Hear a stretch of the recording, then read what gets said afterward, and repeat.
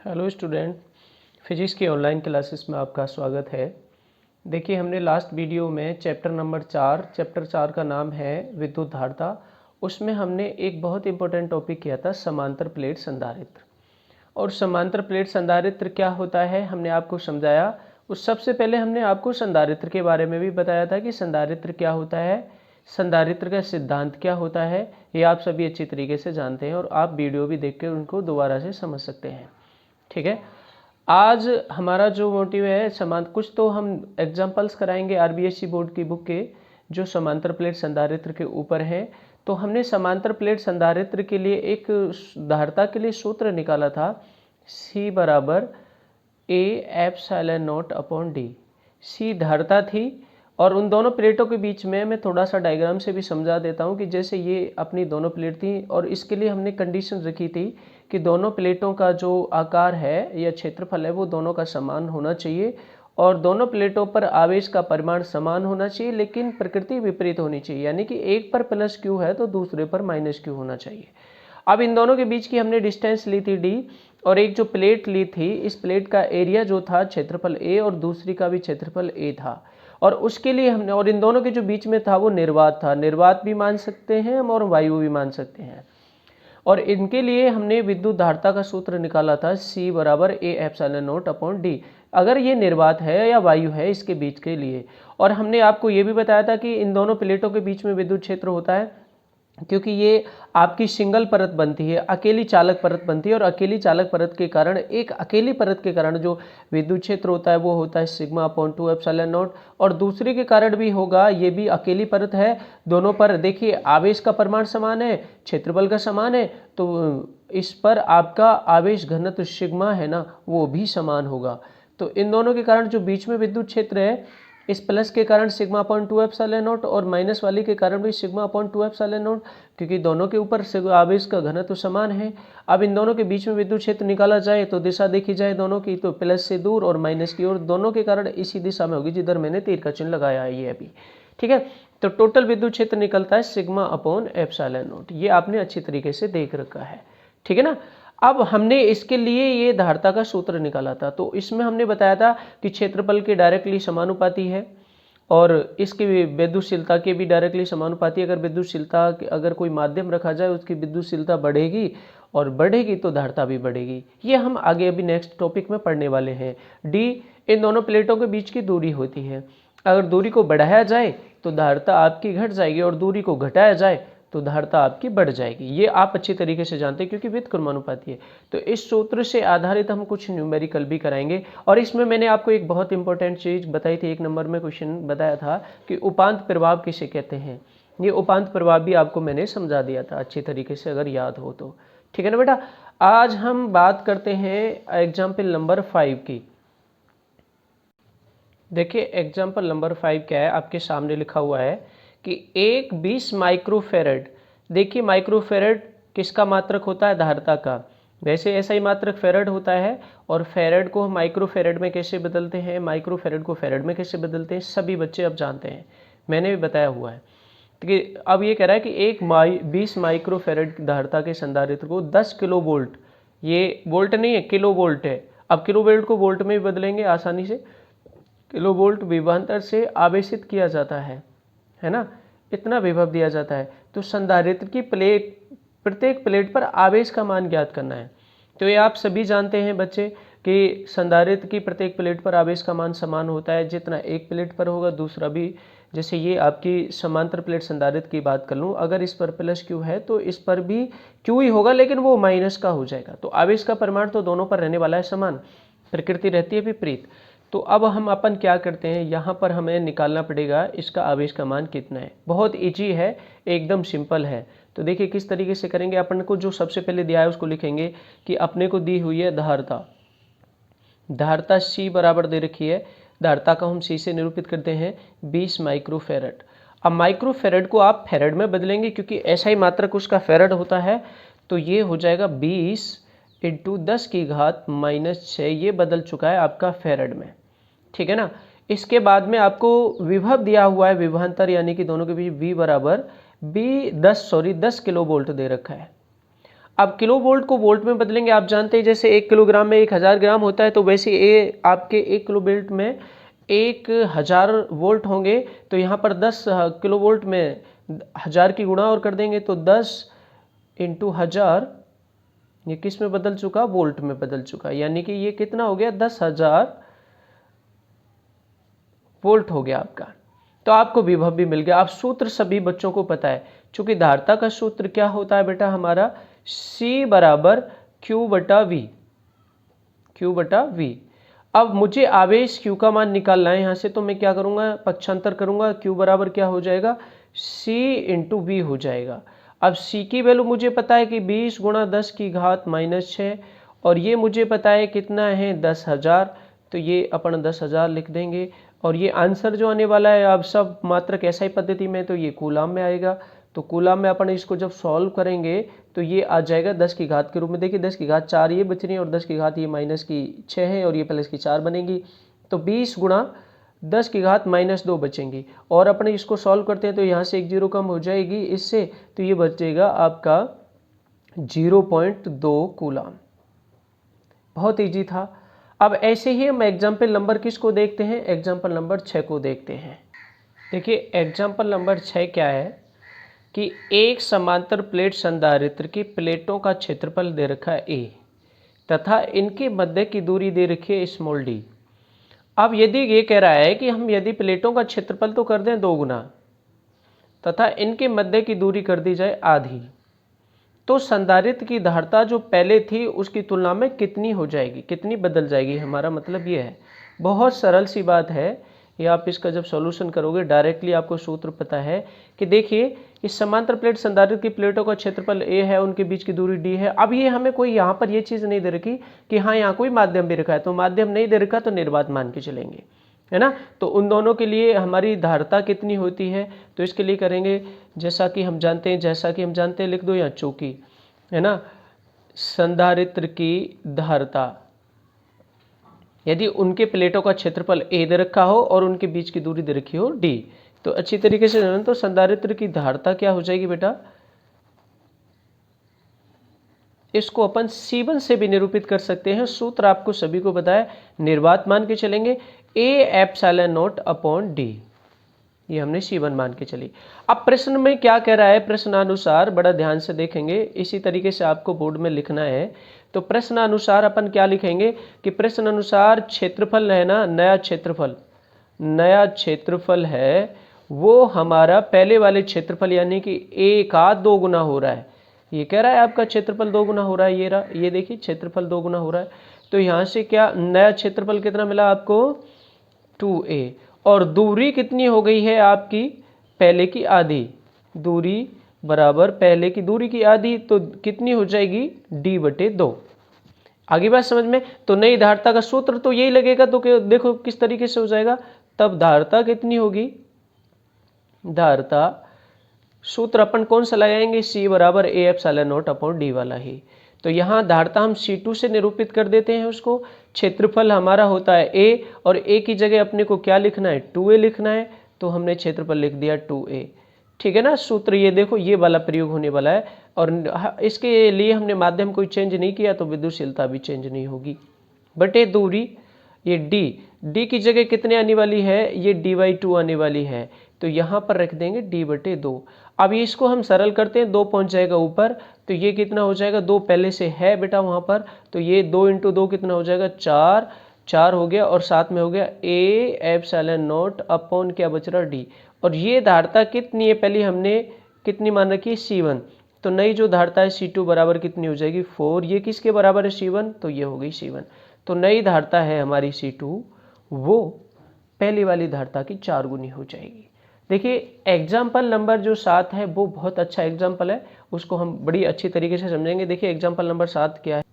देखिए हमारा example number 7 क्या है बच्चों, कि एक C धारिता के संधारित्र को V वोल्ट विभवांतर की बैटरी से जोड़ देते हैं, है ना। संधारित्र समांतर प्लेट संधारित्र मान के चलेंगे अपन, ठीक है।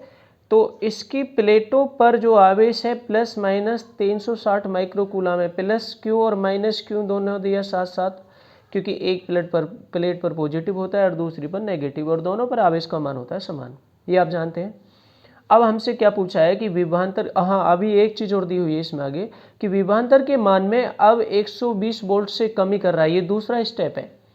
कमी करने पर आवेश हमारा अब कितना हो जाता है, प्लस माइनस 120 माइक्रो कूलाम हो जाता है ना। याद रखना अच्छी तरीके से, पहले तो कितना था, प्लस माइनस 360 माइक्रो कूलाम, और जैसे ही हमने उसका विभव 120 वोल्ट कम कर दिया, अब पहले पता नहीं कितना है, पहले कितना है V, और V में से हम 120 घटा रहे हैं, तो उसको घटाने के बाद में हमारा आवेश रह जाता है दोनों प्लेटों पर प्लस माइनस 120 माइक्रो कूलम। संधारित्र वही रहता है, संधारित्र चेंज नहीं होता, और जब संधारित्र चेंज नहीं हो रहा बच्चों, तो उसकी धारिता भी चेंज नहीं होने वाली, हर एक कंडीशन में धारिता सी रहने वाली है। अब आपसे पूछा है कि कौन किसके मान ज्ञात करने हैं, स्टेप बाय स्टेप सारा बताएंगे। कि पहला पूछा संधारित्र की प्लेटों के मध्य आरोपित विभवांतर V का मान कितना था, जो आपने V लगाया, ठीक। दूसरा पूछा है कि संधारित्र की धारिता C, कैपिटल C का मान क्या होगा, सबकी न्यूमेरिकल वैल्यू निकालनी है। और तीसरा स्टेप अलग से जोड़ा है कि अगर हमने आवेश का मान, जबकि आवेश का मान क्या होगा जबकि हम आरोपित विभवांतर का जो मान है ना, आरोपित विभवांतर को 120 वोल्ट बढ़ा दें, पहले कितना है V और उसमें 120 और जोड़ दें, बढ़ा दें, तो अब आवेश कितना होगा। ये तीनों स्टेप हैं और तीनों स्टेप को हम अच्छी तरीके से समझेंगे। देखिए अब अपन थोड़ा सा इसको सॉल्यूशन करेंगे, थोड़ा सा डायग्राम से समझा दूँ तो ज़्यादा बेस्ट रहेगा। कि देखिए बेटा, ये समांतर प्लेट संधारित्र है।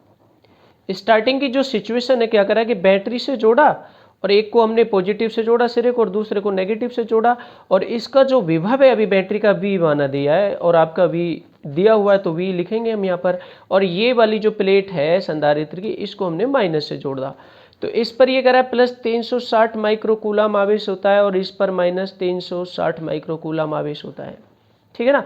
और पहले स्टेप में आपसे क्या पूछा है, पहले स्टेप में पूछा है कि आपने जो आरोपित विभव दिया है वो कितना है, ठीक है ना। तो पहली कंडीशन में देखिए आपका आवेश कितना ये दे रखा है, तो देखो कैसे लिखेंगे। पहले प्रथम कंडीशन में, फर्स्ट में, कि Q1 इज इक्वल टू मान के चलेंगे इसको, दोनों का परिमाण समान है और परिमाण समान है, प्लस माइनस को हम जोड़ देंगे, छोड़ देंगे, तो अपन क्या रहेगा, लिखेंगे 360 माइक्रो कूलाम। पहली कंडीशन में अपन इसको कूलाम में बदलते हैं तो 360 गुणा 10 की घात माइनस 6 कूलाम में ये बदल चुका है, ठीक है ना। ये आवेश Q1 का मान मिल गया। ओके, आपको धारिता दे रखी है कितनी, C दे रखी है, ये दिया हुआ है, और आपको विभवांतर जो आरोपित किया जा रहा है विभवांतर, वो दे रखा है आपको बेटा V, ठीक है ना। अब चूंकि आपको पता है धारिता सूत्र क्या होता है, C बराबर Q बटे V, और Q की जगह हम लिख देंगे Q1 और हो गया V, ठीक है ना। यहाँ से तो यहाँ से एक चीज़ और लिखेंगे, Q1 बराबर C इंटू V। ओके, ये हो गया आपके इक्वेशन नंबर 1। अब Q1 का मान आपको दिया हुआ है तो Q1 की जगह आप लिख देंगे, या आप इसको ऐसे भी लिख सकते हैं CV बराबर Q1। अब Q1 की जो वैल्यू है यहाँ रख दीजिए, तो यहाँ से क्या हो जाएगा बेटा, C into V is equal to Q1, और Q1 है आपका 360 गुणा 10 की घात माइनस 6 कूलम। इक्वेशन नंबर हो गई फर्स्ट। अब ये सेकेंड कंडीशन में क्या क्या करा था, सेकेंड कंडीशन में ये कह रहा है कि हमने जो विभवांतर को है ना 120 वोल्ट से कम कर दिया है ना, विभवांतर को 120 वोल्ट से कम करने पर प्राप्त विभवांतर कितना होगा, सभी बच्चे जानते हैं। विभवांतर कितना हो जाएगा बेटा, पहले कितना था V, और उसमें से 120 और घटा दो तो कितना हो जाएगा, V माइनस 120 वोल्ट हो जाएगा ये। ओके, V यहाँ पे मैंने मात्रा के लिए वोल्ट यूज किया हुआ है, ठीक है ना। अब यहाँ पर ये कह रहा है कि जैसे ही हमने 120 वोल्ट विभव कम किया है तो उसका आवेश यहाँ जो था ना प्लस 360 और ये माइनस 360, संधारित्र वही रहता है, लेकिन नया जो आवेश है वो इस पर बचता है 120 माइक्रो कूलाम, प्रश्न में कह रहा है, और इस पर बचेगा माइनस 120 माइक्रो कूलाम। बहुत सरल सी बात है। तो अब जब आवेश बदल गया बेटा इस, तो आवेश का मान कितना हो जाएगा, Q2 के बराबर लिख सकते हैं अपन, वो कितना हो गया 120 माइक्रो कूलाम। अपन कूलाम में बदलेंगे तो 120 इंटू 10 की घात माइनस 6 कूलाम में बदल गया। अब धारता तो वही रहने वाली है, तो इसी प्रकार जैसे समीकरण फर्स्ट लिखी है हमने, इस समीकरण सेकंड को इस रूप Q2 के रूप में क्या लिख सकते हैं, धारता तो वही रहने वाली है C, लेकिन आपका जो विभव है, विभव V की जगह कितना हो गया, V माइनस 120, और बराबर इस बार आवेश कितना हुआ, ये 120 गुणा 10 की घात माइनस 6 कूलम। ये समीकरण नंबर 2 लिख सकते हैं। अब समीकरण 1 और 2 की हेल्प से कैसे बनाई पता चल गया, सूत्र लगाया Q बराबर CV वाला, तो Q1 के लिए C इंटू V बन गया था, ये आपको दिख रहा है। फिर इसके बाद में CV बराबर हमने Q1 लिख दिया था और Q1 की हमने वैल्यू लिख दी थी, तो इसमें तो कोई दिक्कत नहीं है। दोबारा मैं आपको कह ही रहा है कि आपका जो विभव है वो 120 वोल्ट से घटा दीजिए, तो पहले V था, अब नया हो गया V माइनस 120। अब इसके बाद में इसकी जो धारता है वो तो चेंज होगी नहीं, क्योंकि हमने संधारित्र नहीं बदला, ठीक है। अब उसके बाद में जो आवेश बचता है वो इतना बचता है, तो उसमें हमने फिर सूत्र लगा दिया C इंटू V की जगह एक बार V माइनस 120 आ जाएगा। अब अपन क्या करेंगे, समीकरण 1 में समीकरण 2 का भाग दे दीजिए। समीकरण 1 में 2 का भाग देने पर डिवाइड कर दीजिए। आपको V का मान निकालना है, विभव पूछा है, तो किस तरीके से होगा बेटा, तो देखिए समीकरण नंबर 1 क्या है, ये C इंटू वी बराबर 360 गुणा 10 माइनस 6, तो ये तो लिख जाएगी आपकी ऊपर C इंटू वी बराबर 360 गुणा 10 की घात माइनस 6, और बटे समीकरण नंबर 2 ये रही आपके सामने, तो क्या हो जाएगी C, ये हो जाएगा V माइनस 120, और बराबर ये बट्टे में नीचे क्या आ जाएगा बेटा, 120 गुणा 10 की घात माइनस 6, ये 10 की घात माइनस 6 खत्म, 0 से 0 खत्म, और ये 36 12 से कितनी बार कटेगा, 3 बार, C से C खत्म, तो क्या बचा बेटा, V बटे V माइनस 120 बराबर 3। जब आप इसको सॉल्व करोगे तो किस तरीके से होगा, बहुत इजीली तरीके से सॉल्व हो जाएगा, उसमें कोई प्रॉब्लम नहीं होगी। देखिए किस तरीके से, V बराबर ये इधर ले जाइए तो इसकी 3 गुणा होगी इसमें, तो क्या हो जाएगा 3V माइनस ये 3 0 0 और 3 दूनी 6 और 3 एकम 3, 360 बचेगा। अपन इसको देखो, ये 3V इधर प्लस का इधर लाएंगे तो माइनस का, तो माइनस ये 3V और पहले V पहले से है प्लस का, तो कितना बचेगा माइनस 2V बराबर और माइनस 360। आंसर किस में आने वाला है, वोल्ट में, तो ये माइनस से माइनस कट गया, प्लस हो गया, और V बराबर कितना हो गया 360 बटे 2 वोल्ट हो गया, बराबर 180 वोल्ट। ये इस तरीके से निकल गया। अब अपन से सेकंड पॉइंट में पूछा है कि धारता क्या होगी C, तो धारता C के सेकंड पॉइंट में क्या रह रहा है, चूंकि धारता C बराबर, देखिए समीकरण नंबर 1 में हमने यहाँ से पहले क्या लिखा था, ये चीज़ देखिए, CV is equal to Q1, इसमें हमें Q1 पता है, इस समीकरण 1 में देखिए V हमें निकाल लिया, C का मान पूछा है, तो समीकरण 1 से देखो क्या होगा, समीकरण 1 से धारता C बराबर क्या हो जाएगी बेटा, C बराबर हो जाएगा, इस समीकरण से देखिए यहाँ से आराम से 360 गुणा 10 की घात माइनस 6 बटे कूलाम लिख सकते हैं नीचे, वोल्ट विभव कितना आया आपको पता है 180, तो ये 180 वोल्ट हो जाएगा। ये कितनी बार कट गया, 2 बार कट गया, तो कितना हुआ 2 गुणा 10 की घात माइनस 6 कूलाम, ठीक है ना। अब हमारा पार्ट आता है थर्ड पार्ट में, क्या पूछा है तीसरे पार्ट में, तीसरे पार्ट में कह रहा है कि अगर हम उसका आवेश बढ़ा दें, नहीं सॉरी, आवेश का मान क्या होगा यदि हम उसका विभव 120 वोल्ट बढ़ा दें, तो नया विभव जो क्या कह रहा है प्रश्न के अनुसार, देखना विभव का मान 120 वोल्ट बढ़ा देने पर नया विभव कितना हो जाएगा, बराबर पहले कितना था स्टार्टिंग में V, उसमें आपने कितना जोड़ दिया 120, तो V प्लस 120, हालांकि हम V की वैल्यू निकाल चुके हैं 180 वोल्ट। ये अगर थोड़ा सा भी आपको ध्यान हो पीछे पॉइंट में, मैंने देखो क्या निकाला है, V का मान ये रहा 180 वोल्ट, ठीक है बेटा। संधारित्र वही है तो धारता तो चेंज नहीं होगी, तो वो अब पूछा है कि नया आवेश कितना होगा आपसे, तो मान के चले कि माना नया आवेश कितना हो जाएगा प्लेटों पर, नया आवेश कितना हो जाएगा, Q3 मान लें। अब ये Q3 क्या हो जाएगा, इसलिए अपन क्या लिख सकते हैं, Q3 is equal to C into V, और V की जगह क्या आएगा, V प्लस 120, ये आ जाएगा कूलम में। ये कहाँ से आया बेटा, चूंकि Q बराबर क्या हो जाएगा, C into V. C into V कहाँ से आया, क्योंकि C बराबर क्या होता है, Q बटे V, और Q बराबर C इंटू वी हो जाएगा। अब Q की जगह हमारा कितना लेना है आवेश, Q3, धारिता कितनी है C, और विभव हमारा कह रहा है कि बढ़ा देना है 120 से, सॉरी 120 है, ये 120 बढ़ा दीजिए। अब सबके मान रख दीजिए। C का मान ऑलरेडी आपने कितना निकाला है, 2 गुणा 10 की घात माइनस 6 कूलाम प्रति वोल्ट था। तो अब यहाँ पर सबकी वैल्यू रख दीजिए। तो यहाँ से क्या हो जाएगा बेटा, Q3 इज इक्वल टू कितना हो जाएगा, आपके इस फॉर्मूले में रख देना है C का मान कितना है, 2 गुणा 10 की घात माइनस 6 आप कूलाम प्रति वोल्ट, ठीक है ना। विभव V प्लस 120 है, ये रहा। अब V की वैल्यू हमने कितनी निकाली है, 180, और ये कितनी है, 120 दे रखी है, तो ये वोल्ट हो जाएगा। वोल्ट से वोल्ट कटेगा, तो अब इसका मान कूलाम में आने वाला है। अपन इसको जब सॉल्व करेंगे तो कितना आएगा, 600 माइक्रो कूलाम। कितना आएगा, 600 माइक्रो कूलाम। ये सॉल्व आप कर लेना। ये 180 और ये कितने होंगे, 300 होंगे। 300 की गुणा इसमें 600 में होगी, तो 600 गुणा 10 की घात माइनस 6 कूलाम। अपने माइक्रो कूलाम में बदला तो माइक्रो कूलाम में हो गया। ये था हमारा। अब इसके बाद में हम करा एग्जाम्पल नंबर 8। देखिए एग्जाम्पल नंबर 8 क्या है बेटा, कि परस्पर 1 मिलीमीटर दूरी पर स्थित दो 5 सेंटीमीटर त्रिज्या की वृत्ताकार चकती हैं। चकती मतलब वृत्ताकार, इस तरीके से मैं बताऊंगा। चकतियों द्वारा निर्मित संधारित्र की धारिता कीजिए, ज्ञात कीजिए। तो बेटा ये अभी भी समांतर प्लेट संधारित्र है। और चकती कैसे, देखिए वृत्ताकार, आपने आयताकार प्लेट ना लेकर के कैसे लेनी, वृत्ताकार। एक वृत्ताकार ये रही और दूसरी वृत्ताकार ये रही।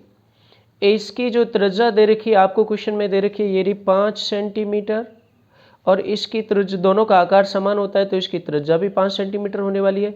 इसको हमने किसी बैटरी से जोड़ दिया, तो ये प्लस वाला सिरा जोड़ दिया और ये माइनस वाला जोड़ दिया, तो ये संधारित्र आपका बैटरी से जुड़ गया। इस पर प्लस चार्ज आएगा, इस पर माइनस चार्ज आएगा। इन दोनों की जो बीच की दूरी है d, ये कितनी है बेटा, 1 mm। d बराबर 1 mm। ये हो गई, इस तरीके से डायग्राम बन गया अपना। अब अपने से कोई माध्यम नहीं दे रखा, तो विद्युत क्षेत्र आपको पता है प्लस से माइनस की ओर होगा, और बीच में निर्वात है, तो निर्वात के लिए विद्युतशीलता एप्सिलॉन नॉट लेते हैं। अब ये देखिए सॉल्यूशन किस तरीके से होगा इसका। धारिता पूछिए, बहुत सरल है। चूंकि समांतर प्लेट संधारित्र है, प्लेटें बस आपकी आयताकार और वर्गाकार ना होकर के वृत्ताकार है तो समांतर प्लेट संधारित्र। तो इसलिए चूंकि धारिता क्या होती है समांतर प्लेट संधारित्र के लिए, C बराबर A epsilon naught upon D।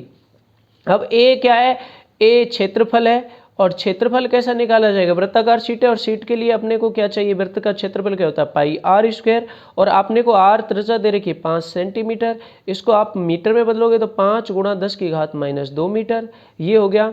अब उसके बाद में आपको जो दूरी है d, वो दे रखी है 1 mm। mm को भी आप किस में बदलोगे, मीटर में बदलोगे, और मीटर में बदलोगे तो आपको पता है 10 की घात माइनस 3 से गुणा करनी पड़ेगी, तो 10 की घात माइनस 3 मीटर। और एप्सिलॉन नॉट का मान कितना होता है, ये आप पहले चैप्टर में पढ़ चुके होते हैं, 8.85 गुणा 10 की घात माइनस 12 कूलम स्क्वायर पर न्यूटन इंटू मीटर स्क्वायर। ये चीज़ आपको पहले से ऑलरेडी पता है। तो ये आप इसको सॉल्व कर लेंगे, सॉल्व करके इस वैल्यू रखेंगे, कैलकुलेशन छोड़िए, ये चीज़ आप कर चुके होंगे, तो ये और भी कर लेंगे इसी तरीके से। अब देखिए आज का जो टॉपिक स्टार्ट होने वाला है एग्जाम्पल के बाद, बहुत ही इंपॉर्टेंट टॉपिक है, और क्वेश्चन कैसे पूछा जाएगा बोर्ड में वो भी मैं क्वेश्चन भी लिखूंगा। देखिए बहुत ही इंपॉर्टेंट टॉपिक है, और टॉपिक का नाम है आपके RBSc बोर्ड की बुक में है कि संधारित्र की प्लेटों के मध्य परावैद्युत की उपस्थिति का क्या प्रभाव होता है। देखिए बेटा परावैद्युत माध्यम या परावैद्युत पदार्थ हम ऑलरेडी पढ़ के आ चुके हैं, जिसे हम कुचालक पदार्थ भी कहते हैं। या इसको दूसरे तरीके से क्या पूछ सकता है, विद्युत प्रवृत्ति। विद्युत प्रवृत्ति आप ध्यान रखें, मैंने कहाँ पढ़ाया था, ध्रुवण घनत्व वाले टॉपिक में पढ़ाया था। विद्युत प्रवृत्ति क्या होती है, अगर आपको याद हो तो प्लीज़ उसको टॉपिक को अच्छे तरीके से देख लें। और परावैद्युतांक, और परावैद्युतांक की बात करें तो परावैद्युतांक को किससे निरूपित करते हैं, एप्सिलॉन आर। तो ऐसे भी पूछ सकता है कि विद्युत प्रवृत्ति काई ई तथा परावैद्युतांक एप्सिलॉन आर, कभी कभी कैपिटल के से भी लिखा हुआ मिल सकता है आपको परावैद्युतांक, मैं संबंध ज्ञात करूं, ठीक है ना।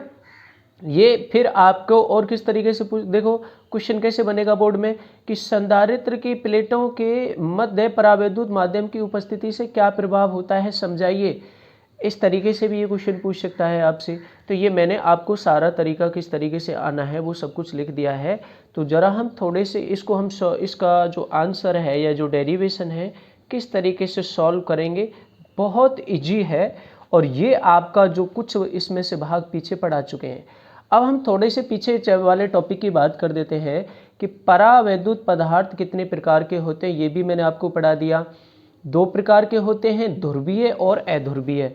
यदि हम इन दोनों को बाह्य विद्युत क्षेत्र में रख देते हैं, बाह्य विद्युत क्षेत्र में रख देते हैं, और बाह्य विद्युत क्षेत्र में रखने से क्या होता है कि इनमें ध्रुवण उत्पन्न हो जाता है, जिसे हम परावैद्युत पदार्थों का ध्रुवण कहते हैं। और उस ध्रुवण के कारण इन दोनों किनारों पर कुचालक माध्यम के दोनों ओर आपका प्रेरित आवेश उत्पन्न हो जाता है। ये सब कुछ मैं बताऊंगा अभी ढंग से समझेंगे हम अब इसको बढ़िया तरीका से, ठीक है ना। वहाँ मैंने ध्रुवण घनत्व भी समझा रखा है क्या किस तरीके से, ठीक है ना। तो अब अपन इसको करते हैं, देखिए किस तरीके। तो बहुत इजी है, एकदम इजी है। कैसे बेटा कि देखिए ये आपकी समांतर प्लेट संधारित्र है। 2 प्लेटें हैं, ये आप जानते हैं। दोनों प्लेट एक दूसरे से कुछ ना कुछ दूरी पर रखी है। ये अभी फिलहाल इनके लिए निर्वात है, निर्वात मान के चलें जैसे ये। लेकिन इस पर आपका प्लस क्यू चार्ज माना है तो इस पर माइनस क्यू चार्ज होगा। समांतर प्लेट संधारित्र मान के चलेंगे, इस पर पॉजिटिव चार्ज होता है, ये आप सभी जानते हैं, ठीक है। सिंगल परत इधर होगी पॉजिटिव, तो इसकी सिंगल परत इधर होगी नेगेटिव, ये आप सभी जानते हैं, इसमें कोई दो राय है ही नहीं आपको, ठीक है बेटा। इस पर प्लस क्यू है तो इस पर माइनस क्यू, क्योंकि दोनों प्लेटों पर आवेश का परिमाण समान लेकिन प्रकृति विपरीत होती है। ये समांतर प्लेट संधारित्र है आपका, ठीक है ना। ये पूरी जो प्रोसेस है, ये एक प्लेट ये है और दूसरी प्लेट ये है। आपको पता है कि एक परत के कारण विद्युत क्षेत्र कितना होता है। एक परत सिंगल परत के कारण देखिए दोनों का क्षेत्रफल समान होना चाहिए, दोनों पर आवेश का मान समान है, तो इसके लिए आवेश घनत्व क्या होगा, सिग्मा। पृष्ठीय आवेश घनत्व होगा, क्षेत्रफल आवेश घनत्व होगा, क्योंकि क्षेत्रफल पर फैला हुआ है आवेश, और इस सब का भी सिग्मा होगा। बस शर्ते इतना अंतर है, ये पॉजिटिव है और ये नेगेटिव है। अब इसके कारण विद्युत क्षेत्र कितना होता है मैं थोड़ा सा रफली बता देता हूं। तो रफली को अपन थोड़ा सा क्या देखेंगे, देखिए कि जैसे ये प्लेट है दोनों, ये प्लस और ये माइनस, चालक प्लेट है, बीच में निर्वात है अभी। तो इसके कारण जो अकेली सिंगल परत के कारण विद्युत क्षेत्र का इसका आवेश घनत्व सिग्मा है और इसका भी आवेश घनत्व सिग्मा है, अंतर ये प्लस और ये माइनस का। तो इसके कारण विद्युत क्षेत्र प्लस से तो दूर होगा, और वो कितना होता है सिंगल परत के कारण दूसरे चैप्टर में जाएंगे हम। तो सेकंड चैप्टर में मैंने आपको पढ़ा रखा है, क्या पढ़ा रखा है कि सेकंड चैप्टर में एक अकेली परत के कारण विद्युत क्षेत्र कितना होता है, सिग्मा अपॉन 2 एप्सिलॉन नॉट। अब ये माइनस है, इसके कारण भी कितना होगा, सिग्मा अपॉन 2 एप्सिलॉन नॉट। परिमाण तो समान रहेगा लेकिन आपको पता है ये माइनस है, बस प्लस है। अब इनकी दिशा देखें तो प्लस से दूर इधर, और इसके कारण भी माइनस के कारण दिशा इधर, तो दोनों के कारण जुड़ जाएगा। तो जुड़ करके कितना आ गया, इन दोनों का योग कितना हुआ, सिग्मा अपॉन एप्सिलॉन नॉट। ये मैं बार बार नहीं बताऊंगा कि जोड़ा कैसे जाता है, ये आप जानते हैं जोड़। तो इन दोनों के कारण जो बाह्य विद्युत क्षेत्र है वो प्लस से माइनस की ओर हुआ। अब आइए फेयर वर्क है अपना, ये इधर हुआ, और इसको निर्वात के लिए विद्युत क्षेत्र मान सकता हूं मैं ई नॉट, और वो कितना हुआ बेटा, सिग्मा अपॉन एप्सिलॉन नॉट, ठीक है ना। क्योंकि ये सिग्मा क्या है, इसका पृष्ठीय आवेश घनत्व। अब बात आती है कि इसके बीच में आप कोई परावैद्युत माध्यम रखिए। हमारा टॉपिक ये है कि इसके बीच में कोई परावैद्युत माध्यम हो तब क्या होगा। तो परावैद्युत माध्यम रखा यानी कि परावैद्युत पदार्थ रखा, जैसे अभ्रक है, कांच है, कोई तेल हो सकता है, ये मैंने इनके बीच में रखा। किसके बीच में, चालक प्लेटों के बीच में, इस तरीके से। तो आपको पता है कि ये कुचालक पदार्थ पे होता है, तो इसमें जो अणु होते हैं उनमें धनावेश और ऋणावेश भी होता है। तो इस बाह्य विद्युत क्षेत्र के प्रभाव से क्या होता है, उनमें ध्रुवण उत्पन्न हो जाता है, और उस ध्रुवण के कारण इनके दोनों किनारों पर प्रेरित आवेश उत्पन्न हो जाता है। लेकिन वो जो आवेश होता है वो इससे कम होता है। कम क्यों होता है, क्योंकि कुचालक हो गया। तो इस पर ये माइनस है, एक अणु इस तरीके से संरेखित हो जाते हैं। ये आपको मैंने बता रखा है कि जब किसी भी कुचालक पदार्थ को बाह्य विद्युत क्षेत्र में रखें तो उसमें ध्रुवण उत्पन्न हो जाता है। ध्रुवण का मतलब क्या होता है कि अणु संरेखित हो जाते हैं विद्युत क्षेत्र की दिशा में, विद्युत द्विध्रुव उत्पन्न हो जाता है। तो ये देखिए प्लस की ओर माइनस हो गया, ये तो श्योर है आपको प्लस की ओर माइनस ही आने वाला है। ये माइनस प्लस इस तरीके से इकट्ठे हो जाएंगे, माइनस प्लस माइनस प्लस और ये माइनस प्लस। लेकिन ये जो आवेश उत्पन्न हुआ है इस साइड में ये बहुत ही कम है। क्यों? क्योंकि कुचालक है और कुचालक में इलेक्ट्रॉन मुक्त तो होते नहीं है, तो बाहर आ नहीं सकते, लेकिन वो संरेखित हो जाते हैं। तो मैं इस पर अपनी तरफ से प्रेरित आवेश को, ये माइनस का है तो माइनस क्यू पी मान सकता हूँ, और इसका जो आवेश घनत्व है वो सिग्मा पी मान सकता हूँ। P का मतलब प्रेरण से है, प्रेरित आवेश से, मैंने इसलिए इसको P लिख दिया, और माइनस का है तो माइनस क्यू पी दर्शा दिया। ऐसे ये अणु इधर हो जाएंगे, इस माइनस की तरफ तो प्लस आने वाला है, ये भी आप सभी जानते हो, मैंने बता रखा है। Minus plus minus plus minus plus और ये माइनस प्लस। दूसरी बात, ये जितना यहाँ पर ऋण आवेश है उतना यहाँ पर इस साइड में किनारों पर धन आवेश होगा। तो ये हो गया आपका प्लस का क्यू पी, और इसका आवेश घनत्व भी सिग्मा पी हो जाएगा। ये आपको अच्छी तरीके से पता है। अब इसके पदार्थ के अंदर भी आपका विद्युत क्षेत्र उत्पन्न हुआ प्लस से माइनस की ओर, और वो अंदर वाला मैंने कितना मान लिया, ईपी के बराबर मान लिया। और ईपी कितना होगा, इन दोनों परतों के कारण होगा, इस कुचालक परत के कारण भी और इस कुचालक परत के कारण भी। रफ पे थोड़ा सा समझते हैं, चैप्टर नंबर 2 में जाए हम। तो मैंने एक अकेली कुचालक परत के कारण क्या बताया था, इस तरीके से आपको बताया था कि कुचालक परत के कारण जो विद्युत क्षेत्र होता है सिग्मा अपॉन 2 एप्सिलॉन नॉट होता है। ठीक है। अब दूसरी माइनस है, उसका भी आवेश घनत्व तो सिग्मा है। ये इधर देखिए सिग्मा है, यहाँ पे सिग्मा नहीं सिग्मा पी है, तो ये सिग्मा पी हो जाएगा। ऐसे इस माइनस वाली परत के कारण क्या हो जाएगा, आवेश घनत्व तो सिग्मा पी है, तो इसके कारण भी विद्युत क्षेत्र कितना हो जाएगा, sigma P upon 2 epsilon not. देखिए इसकी दिशा, इसके कारण देखिए विद्युत क्षेत्र क्या होगा, ये प्लस से माइनस की ओर होगा, तो डायरेक्शन मैंने कर दी सो इधर, ईपी इस डायरेक्शन में होगा। क्यों होगा, क्योंकि विद्युत क्षेत्र की दिशा प्लस से माइनस की ओर होती है। तो इस प्लस के कारण विद्युत क्षेत्र भी इधर होगा और इस माइनस के कारण भी इधर होगा, तो दोनों के कारण वो जुड़ जाएगा, और जुड़ करके ये दोनों अपन जोड़ेंगे तो कितना हुआ, sigma P upon 2 epsilon naught और plus sigma P upon 2 epsilon naught, दोनों को जोड़िए तो जोड़ने के बाद में क्या हो गया, sigma P upon epsilon not. ये इस डायरेक्शन में हुआ। किस डायरेक्शन में, इसमें, इस बाह्य विद्युत क्षेत्र के विपरीत दिशा में, क्योंकि बाह्य विद्युत क्षेत्र प्लस से माइनस इसके कारण है, और ये अंदर वाले की जो इसमें प्रेरित हुआ है आवेश वो उसके कारण है, जिसको हमने ईपी माना है, ये प्लस से माइनस की ओर। तो E P equal to sigma, sigma की जगह आवेश घनत्व कितने आने वाला है, सिग्मा पी और अपॉन एप्सिलॉन नॉट। अब ये एक दूसरे का विरोध कर रहे हैं, और विरोध कर रहे हैं तो परिणामी विद्युत क्षेत्र क्या होगा इसके अंदर, परिणामी विद्युत क्षेत्र देखिए ये ज्यादा है, ए नॉट ज्यादा होगा एपी से। क्यों ज्यादा होगा, क्योंकि भाई ये आवेश है ना, इन आवेशों की तुलना में बहुत कम है, और जब बहुत कम है तो सिग्मा ज्यादा हुआ सिग्मा पी से, तो E naught is greater than EP. तो परिणामी विद्युत क्षेत्र जो बचेगा वो ज्यादा की ओर बचेगा, वो कितना होगा, E1 बराबर, परिणामी विद्युत क्षेत्र मैंने E1 माना है, मैं लिखूंगा थ्योरी में, E1 is equal to E nought minus E P, क्योंकि हमारा ई नोट इधर है और ईपी इधर है, एक दूसरे के विपरीत है। तो परिणामी अंदर विद्युत क्षेत्र जो बचा परावैद्युत पदार्थ के अंदर, माध्यम के अंदर, वो E1 बचेगा, ई नोट माइनस ईपी। अब अपन इसकी थ्योरी किस तरीके से सजाएंगे, देखिए किस तरीके से लिखते हैं कि चित्रानुसार एक समांतर प्लेट संधारित्र है जिसकी प्रत्येक प्लेट पर आवेश कितना है बेटा, Q ही माना ये रहा, लेकिन एक पर प्लस Q है तो दूसरे पर माइनस Q, लेकिन परिमाण समान है, तथा आवेश घनत्व कितना होगा, आवेश घनत्व कितना हो गया, सिग्मा है। अतः इन दोनों प्लेटों के कारण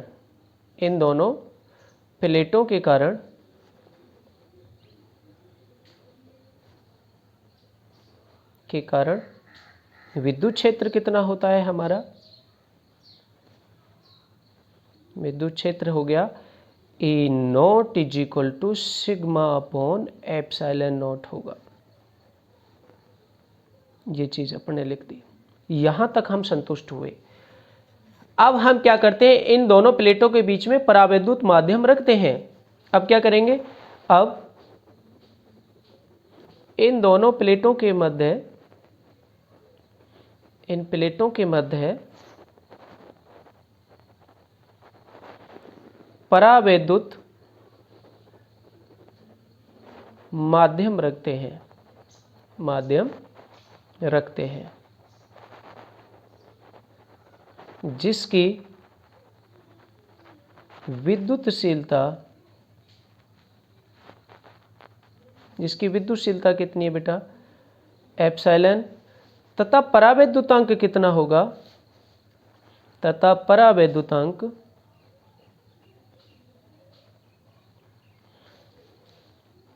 एप्सिलॉन आर है। ठीक है, तो जैसे इसमें रखेंगे तो क्या होगा, इसके अंदर प्रेरित आवेश उत्पन्न हो जाएगा, और प्रेरित आवेश उत्पन्न हो जाएगा, इसका ध्रुवण भी हो जाएगा, और जिसके कारण इसके अंदर विद्युत क्षेत्र भी उत्पन्न हो जाएगा। विद्युतशीलता एप्सिलॉन तथा परावैद्युतांक एप्सिलॉन आर है। ठीक है, इस पदार्थ के अंदर, इस पदार्थ के अंदर जो परावैद्युत माध्यम रखा है, इस पदार्थ के अंदर क्या हो जाता है, बाह्य विद्युत क्षेत्र के प्रभाव से, बाह्य विद्युत क्षेत्र, और बाह्य विद्युत क्षेत्र अपना कौन सा है बेटा, बाह्य विद्युत क्षेत्र ए नॉट है। इसके प्रभाव से, के प्रभाव से माध्यम या पदार्थ क्या हो जाता है, पदार्थ का ध्रुवण हो जाता है, हो जाता है, जिसके कारण, जिसके कारण इस पर आवेश प्रेरित हो जाता है, प्रेरित हो जाता है। ठीक है बेटा, प्रेरित हो जाता है, और ये आवेश है, ये प्रेरित आवेश कितना माना है हमने, ये प्रेरित आवेश कितना है, QP। इस साइड में हो गया, आप देखिए जरा, प्लस सॉरी माइनस QP, और इस साइड में हो गया प्लस QP। तो लेकिन परिमाण समान है, तो मैंने उसको क्या मान लिया, QP, आवेश QP, और इसका मैंने घनत्व कितना मान लिया, आवेश घनत्व, आवेश घनत्व मैंने क्या माना है बेटा, आवेश घनत्व माना है सिग्मा P। यहां तक अपन अच्छी तरीके से समझेंगे।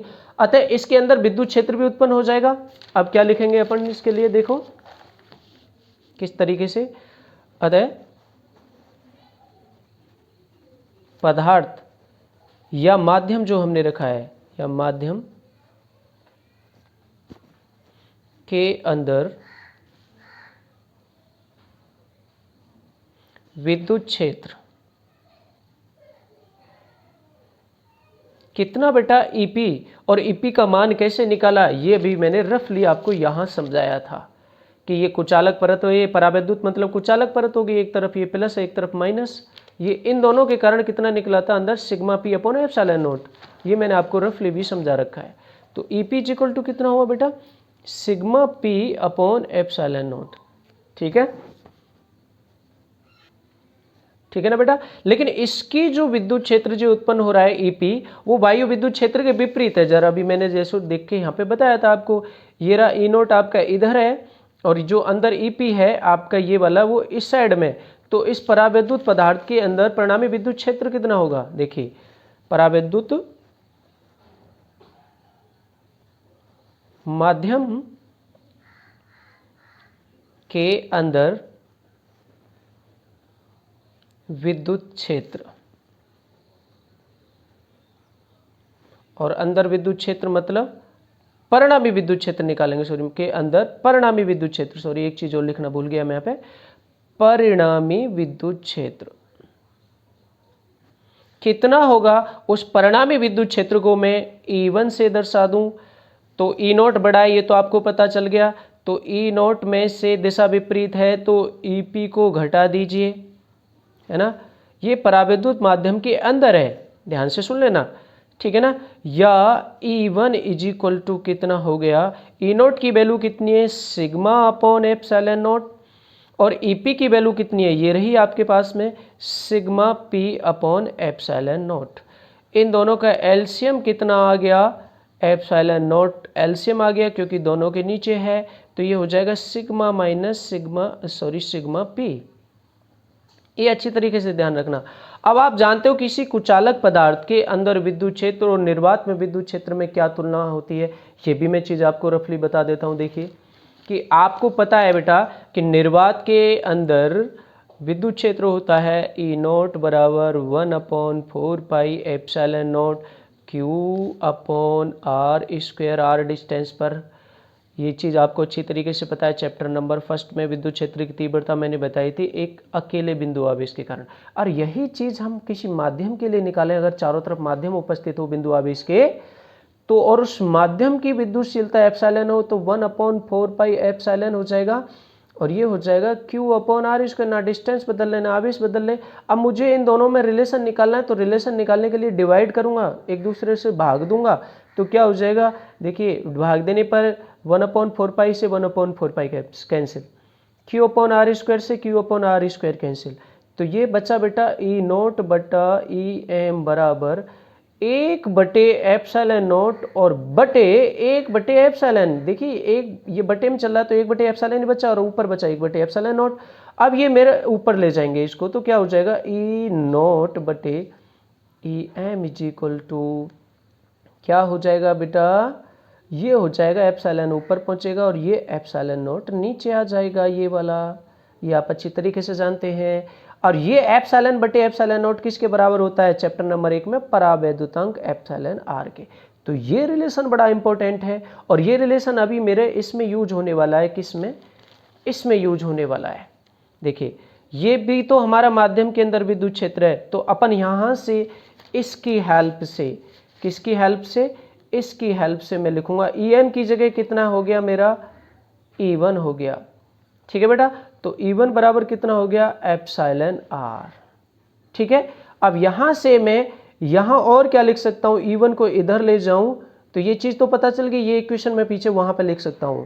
तो देखो क्या होगा, तो चूंकि कैसे लिखेंगे, चूंकि E नॉट बटे E1 माध्यम के अंदर हो गया, बराबर क्या है, और माध्यम का परावैद्युतांक मैंने एप्सिलॉन आर मारा है तो एप्सिलॉन आर हो जाएगा बेटा। यहां से मुझे E1 निकालना है, तो देखिए E1 को इधर लाइए और एप्सिलॉन आर इसके नीचे आ जाएगा, तो क्या हो जाएगा बेटा, ये हो जाएगा हमारा E नॉट बटे एप्सिलॉन आर। ये चीज़ आपको बताई मैंने, E1 को आप इधर ले गए, एप्सिलॉन को आर को इधर लाए, तो ये किसके बराबर हो जाएगा, E1 के बराबर, पक्षांतर कर दिया हमने सरल। अब ये E1 की वैल्यू यहाँ रख देंगे अपन, है ना, इसलिए E1 की जगह क्या रख देंगे, E नॉट बटे एप्सिलॉन आर बराबर हो जाएगा सिग्मा माइनस सिग्मा P बटे क्या हो जाएगा एप्सिलॉन नॉट। चूंकि E नॉट कितना है बेटा, ई नॉट अभी आपने पीछे निकाला है सिग्मा बटे एप्सिलॉन नॉट, तो ये चीज अपन और क्या लिख देंगे, इसलिए क्या हो जाएगा, ये ई नॉट की जगह रखो इसको sigma upon epsilon nought into epsilon R. देखिए इस ई नॉट की जगह हमने ये रखा है सिग्मा बटे एप्सिलॉन नॉट, तो सिग्मा अपॉन सिग्मा तो ऊपर आ जाएगा और एप्सिलॉन नॉट नीचे आ जाएगा, बराबर क्या चल रहा है अपना सिग्मा माइनस सिग्मा P बटे एप्सिलॉन नॉट। एप्सिलॉन नॉट से एप्सिलॉन नॉट कैंसिल हो जाएगा। नेक्स्ट लाइन में क्या आएगा, सिग्मा बटे एप्सिलॉन आर, सिग्मा बटे एप्सिलॉन आर बराबर सिग्मा माइनस सिग्मा P, क्योंकि एप्सिलॉन नॉट से एप्सिलॉन नॉट कैंसिल हो गया तो इसके नीचे कुछ नहीं बचा। अब मुझे सिग्मा P का मान निकालना है, यहां से सिग्मा P को मैं इधर लाऊं और इसको इधर ले जाऊं, ये माइनस का इधर आएगा तो प्लस का, और ये प्लस का इधर जाएगा तो माइनस का, तो मैं या करके क्या लिख सकता हूं, सिग्मा P को इधर ला रहा हूं तो ये माइनस का इधर प्लस का हो गया, तो सिग्मा P बराबर सिग्मा, ये वाला सिग्मा तो है ही पहले से, ये माइनस में आ जाएगा तो सिग्मा माइनस सिग्मा बटे एप्सिलॉन आर।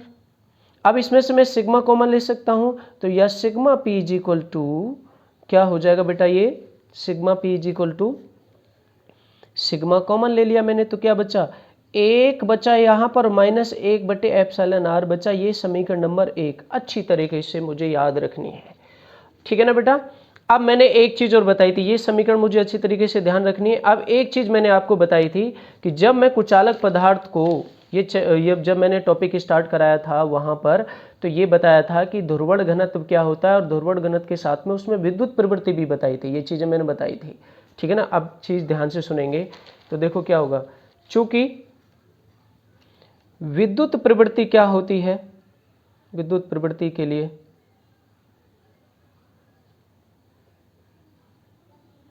ध्रुवण घनत्व के साथ मैंने क्या बताया था,